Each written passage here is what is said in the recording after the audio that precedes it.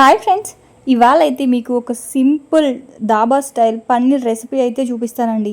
చాలా సింపుల్గా చేయొచ్చు. కాజు ఇలాంటివి ఏవి వాడకుండా చేస్తానన్నమాట. చాలా సింపుల్ కర్రీ, టేస్ట్ మాత్రం చాలా బాగుంటుంది.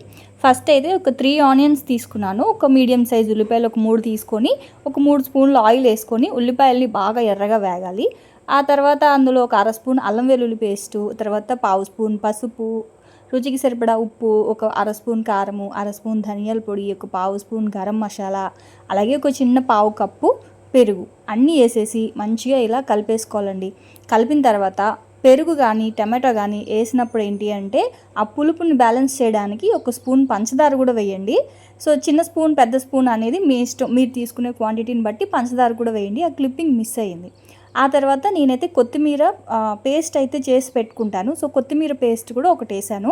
అప్పుడు ఏంటి అంటే మనకి గ్రేవీ బాగా వస్తుంది అనమాట. సో అది లేదు అనుకుంటే సన్నగా తరిగిన కొత్తిమీర కూడా లాస్ట్లో అయితే వేసుకోండి.